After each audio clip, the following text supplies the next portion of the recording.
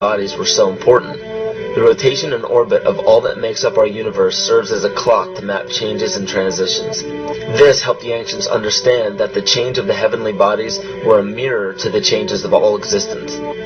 December 21st, 2012 is simply a natural transition from one form of energy to the next, the transcendental evolution of man.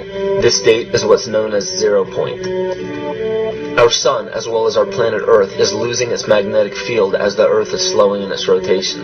All the while, its base resonant frequency, also known as the Schumann cavity resonance, is increasing in accordance with the predictable sequence of the Fibonacci theory.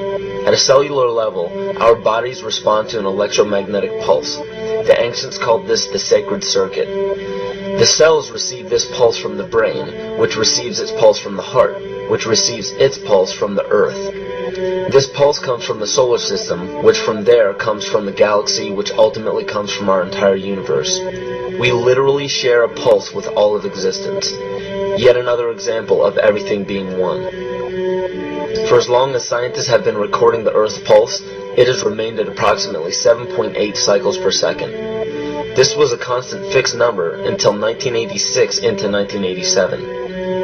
It rapidly began increasing to about 9 cycles per second in 1996. So in one decade, it increased by about 2 cycles per second. By 2012, this pulse will be right around 13 cycles per second, just as the Fibonacci theory indicates. What does this mean for humanity?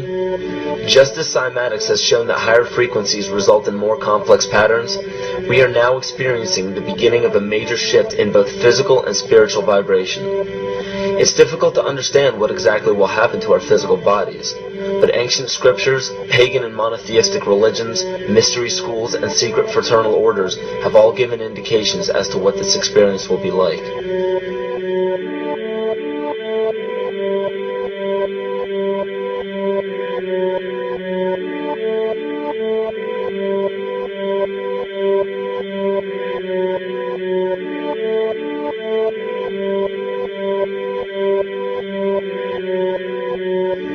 This will be the shift of the ages, a transcendental period of monumental changes to humanity. Those unprepared for this transition will likely not be able to cope with the rapid changes in the psyche.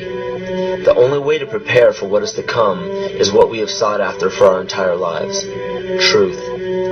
Not the truth about governments, commerce, religions, terrorism, or anything external, but the truth within ourselves, within our psyche and our shadow self.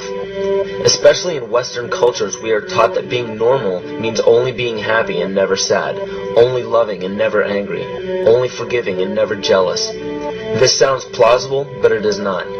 We are not meant to repress any negative emotions because it causes imbalance. To conquer our emotions, we must embrace them, not fight them. We must acknowledge them and allow them to serve their purpose as we learn from them. The ancient Essene culture left teachings dating back about 6,000 years. They taught that our relationships with one another, with the universe, and with situations and events are mirrors of the parts of our psyche that need to be cleansed. Author Greg Braden beautifully explains this entire segment at great length in his work. His hard work and understanding of these subjects contributed largely to the marriage between science and spirituality. It is very important to understand that when you fear loss, fear death, fear war, fear terrorism, or fear change, you are giving others the ability to control you based on those fears.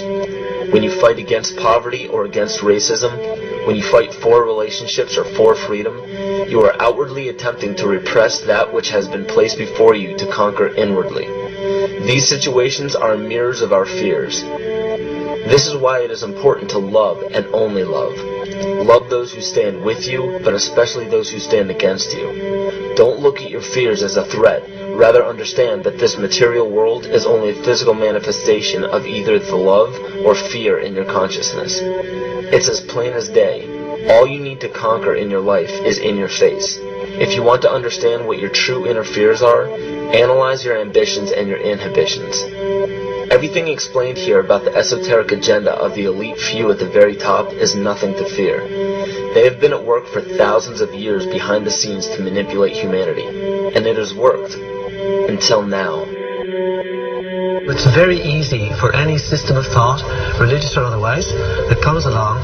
It's very easy to play on that, to play on our insecurities, to assure us all is well, we'll all be taken care of. We lap that up. So don't blame religion. Blame our own insecurities, which has allowed religion to flourish, and which has allowed so many systems of thought that are disempowering to flourish throughout human history. That's why we can't get out of it. Ron Sankley, Department Chairman, Chemistry, University of California, Berkeley, showed that DNA acts as an antenna for cellular upregulation. The primary function they taught us about what DNA is about. It's a receiver and transmitter of photons, light, and phonon sound. For what? Cellular upregulation, meaning that the water molecules, the pyramid power around the DNA spiral energizing strands are taking in the spiritual energy of love vibrations and then sending it out for manifesting, precipitating in a quantum field, the physical matter of the body. These are hertz, frequencies, or cycles per second that the musicians can retune their instruments to play and experiment with. Why? Again, these are the Creator's musical scale, the original solfeggio, buried for 3,000 years in the Bible. So the ancient priests who knew how to levitate the huge stones for the building of the pyramids and the Masonic knowledge that predated ancient Egypt, the ability to have this information, these frequencies, serve the function of creation, destruction, and miracles on behalf of the empowered people who had access to this knowledge. I say that because of this metaphor.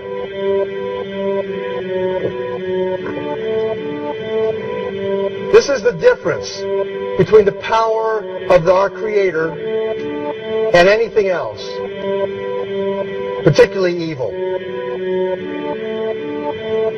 That you can go into a pitch black room full of evil, full of darkness, and light a little candle, and instantly that darkness flees.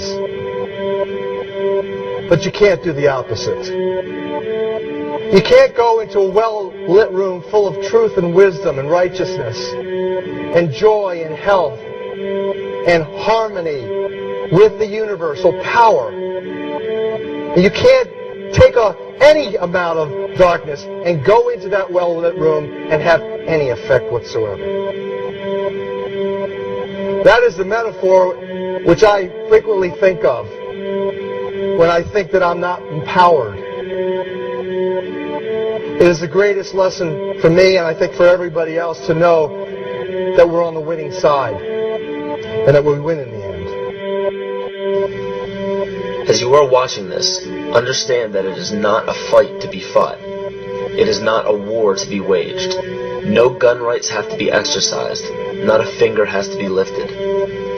Most people wonder how one person can make a difference. They ask that if all this is so simple and this information is available, why hasn't someone else conquered their fears and changed the world for everyone else? This is the most difficult and beautiful conundrum to our lives. Your reality affects you and only you.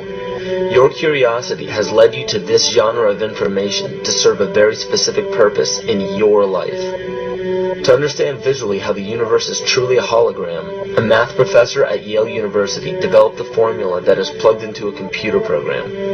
Named after him, the Mandelbrot set shows a seemingly disorganized pattern. But no matter how far you zoom into the design, you will always find the same pattern within the whole pattern. Each fractal, broken down infinitely, will always reflect the whole. When one fractal changes its pattern, the sum total of the whole pattern changes along with it. This exemplifies that the whole world does not need to be awoken. There is no race to inform the 6 billion people on this planet of this message. It is only important that you, personally, learn to conquer your innermost fears and learn to love. When you see your fears for what they are and master your emotions, then, and only then, will you truly be free.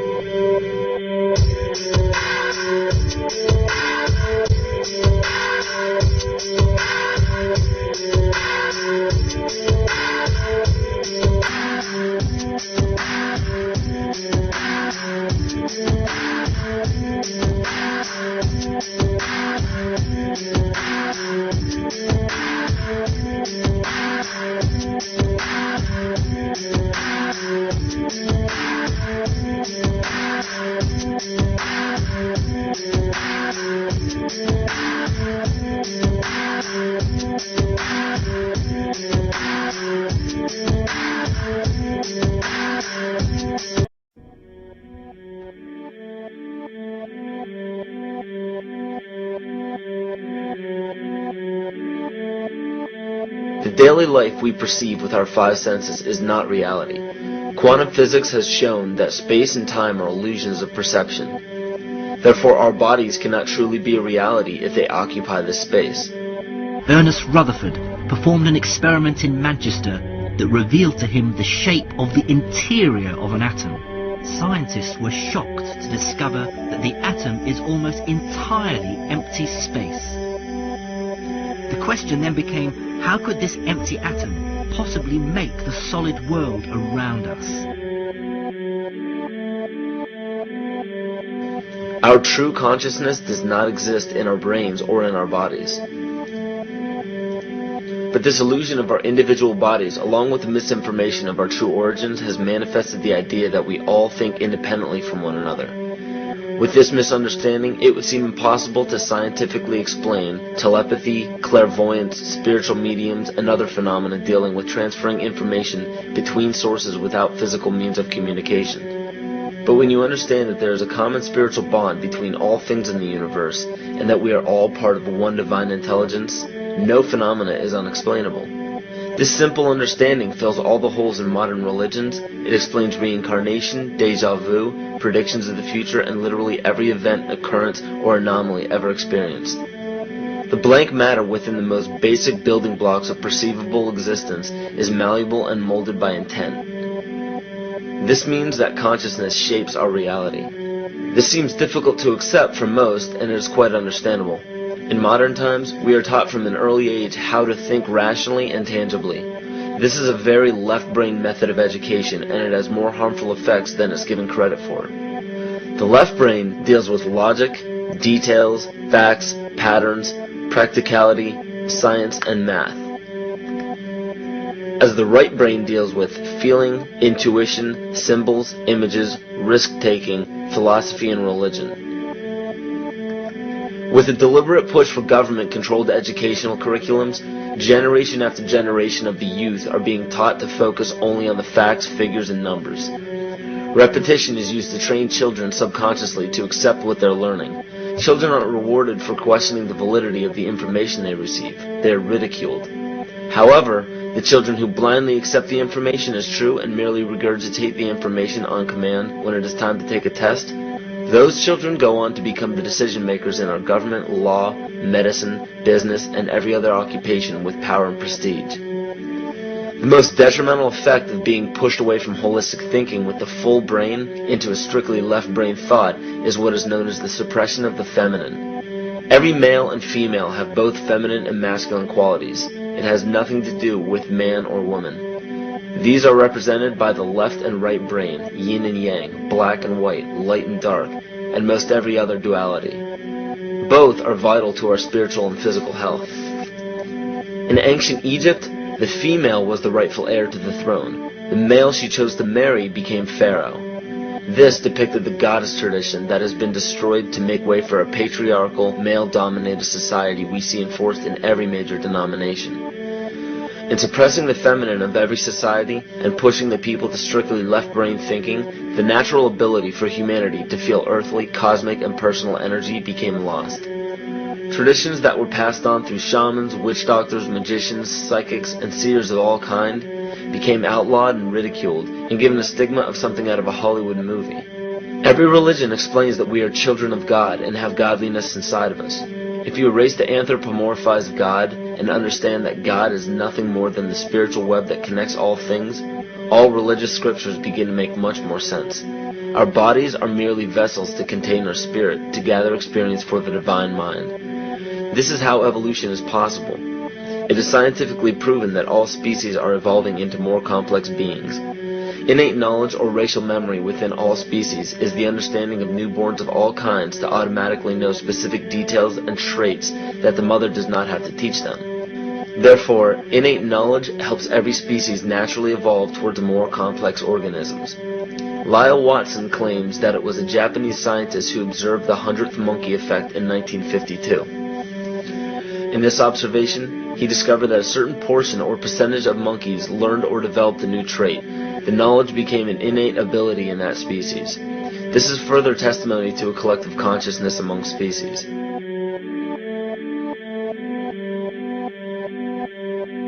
Everything in existence has a natural vibration to it, from our atoms all the way to the vastness of the universe. To show a simple connection between the earth and our bodies, take a look at our body's harmonic focal points, better known as our chakras.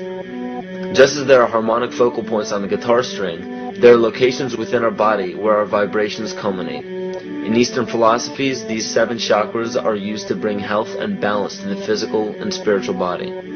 Our Earth also has 7 chakra points at equally distant locations from one another. There's 1 chakra point on each continent. The root chakra is in Mount Shasta, California. The sexual chakra is in the Isle of Sun, Lake Titicaca in South America. The solar plexus chakra is in Uluru Kata Juta in Australia. The heart chakra is in Glastonbury or Shaftesbury, England. The throat chakra is where the Great Pyramids of Giza in Egypt are. The heart chakra is at Kuhe Malak Sia in Iran. And the crown chakra is at Mount Kailas in Tibet. Scientifically, this is explained because at the core of our Earth, there is a molten iron crystal that resonates at approximately 7 Hertz. There are energy vortexes all over the Earth where electromagnetic energy emanates.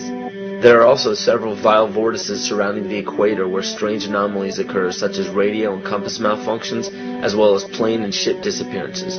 You may have heard of a few of these. So the intangible parts of our existence, such as emotions, are part of the true reality of higher consciousness. If emotions are part of a realm that we cannot experience with our 5 senses, then how is it that we are all aware of our emotions? What most people believe to be emotions are not truly the emotion itself. What we are experiencing is the physical manifestation of these emotions. Anger causes disturbance in the psyche, which manifests itself in the ego. These manifestations cause the heart rate to increase, body temperature to rise, and spawn many other physical traits that signify anger.